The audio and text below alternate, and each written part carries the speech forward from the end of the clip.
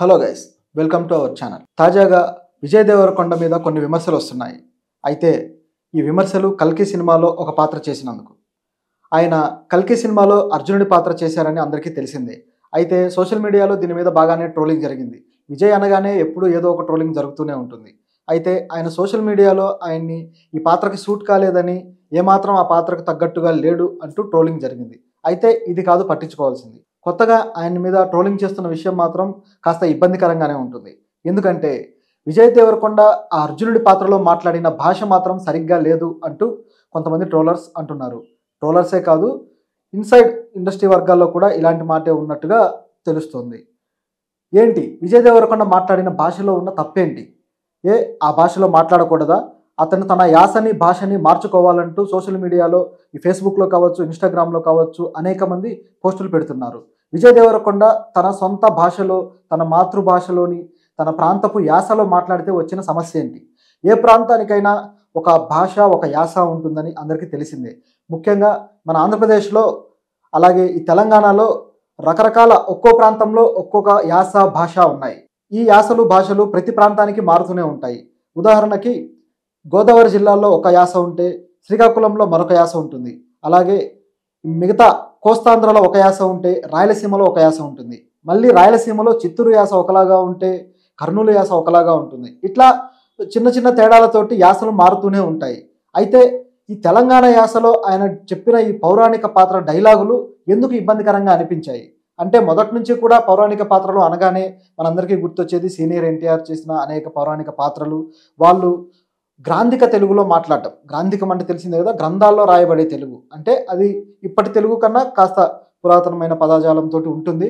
నిజానికి ఆ తెలుగులో మాట్లాడితే ఇప్పుడు సగం మందికి అర్థం కాదు. మామూలు తెలుగే అర్థం కావడం లేదు ఈ కాన్వెంట్ చదువుల పిల్లలకి. ఇక ఈ గ్రాంధిక తెలుగులో మాట్లాడితే ఎంత అర్థం చేసుకోగలరు? సో ఈ సినిమా రచయితలు కూడా ఈ గ్రాంధిక తెలుగును ఈ పౌరాణిక పాత్రలకు కావచ్చు, లేదా ఈ ఈ కాస్ట్యూమ్ పాత్రలకు కావచ్చు, చారిత్రక పాత్రలకు కావచ్చు మార్చుకుంటూ వస్తున్నారు. అలా మార్చడం వల్ల కొద్దో గొప్ప అర్థమవుతుంది అనే కోణంలో కాస్త వ్యవహారిక భాషను జోడిస్తూ ఈ గ్రాంధికాన్ని తగ్గిస్తూ వస్తున్నారు.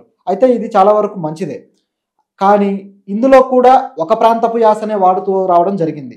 ముఖ్యంగా ఈ కృష్ణా, గుంటూరు జిల్లా ఒక ప్రామాణిక తెలుగు భాష ఏదైతే ఉందో ఆ ప్రాంతపు యాసలో మాట్లాడితేనే అది సరైన భాష అని, అలాగే మాట్లాడాలంటూ ఈ సోషల్ మీడియాలో ట్రోలింగ్ చేయడం అనేది కనిపిస్తూ ఉందన్నమాట. ఇది సరైనది కాదు. ఎందుకంటే ప్రతి యాస ఆ ప్రాంతపు యొక్క ఊపిరి, ఆ ప్రాంతపు యొక్క అస్తిత్వం. దాన్ని క్వశ్చన్ చేయడం అంటే కించపరచడం లాంటిది. ఇది సరైనది కాదు. నిజాలు మాట్లాడుకుందాం. నిజానికి అర్జునుడు ఏమీ తెలుగులో మాట్లాడలేదు. అర్జునుడు పౌరాణిక పాత్రలో, అంటే ఆయన ఉన్న కాలంలో మాట్లాడిన భాష, వ్యవహారిక లాంగ్వేజ్ అదంతా వేరు. కానీ మనం సినిమాల కోసం మనకు నచ్చిన భాషలో, ప్రతి భాషలో, ఇప్పుడు బెంగాలీలో తీస్తే ఆ భాష వాడాల్సిందే, ఏ భాషలో ఏ యాస ఉంటే ఆ యాసను వాడి సినిమాలు తీయాల్సిందే.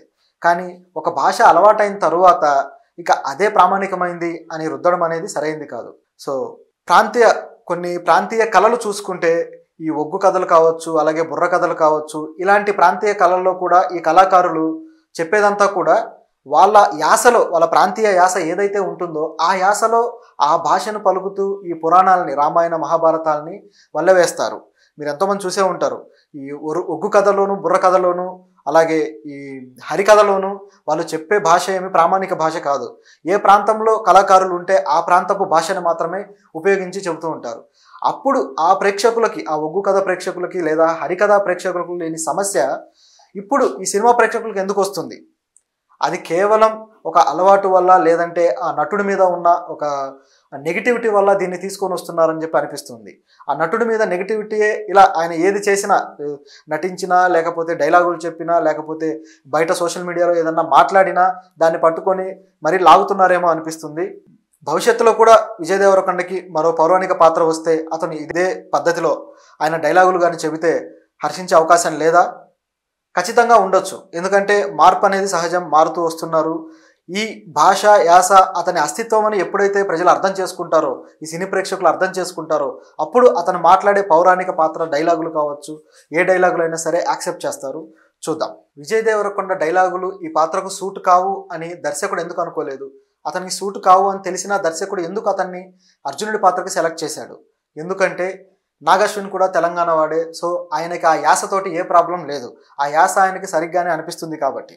అయితే ప్రాబ్లం అంతా మిగతా ఆంధ్ర ప్రాంత వాళ్ళకేనా ఏమో చెప్పలేము. ఆంధ్ర ప్రాంత వాళ్ళే ఈ కంప్లైంట్ చేస్తున్నారా తెలియదు.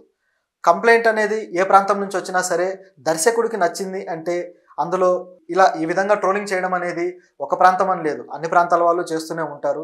నిజం చెప్పాలంటే పౌరాణిక పాత్రలు అనగానే మనకు సీనియర్ నటులు గుర్తొస్తుంటారు కాబట్టి వాళ్ళలాగే బిహేవ్ చేయాలని వాళ్ళ ఆహార్యంతో కంపేర్ చేసి మాట్లాడుతుంటారు కాబట్టి కొన్నిట్లో ఈ డిసడ్వాంటేజెస్ కొత్త నటులకు ఉంటాయి. ఎందుకంటే అప్పటి హీరో ప్రమాణాలు ఆ ప్రామాణిక పద్ధతులు వేరు, ఇప్పుడున్న హీరోల ప్రమాణాలు ఈ పద్ధతులు వేరు కాబట్టి ఆ డిసడ్వాంటేజెస్ ఉంటాయి.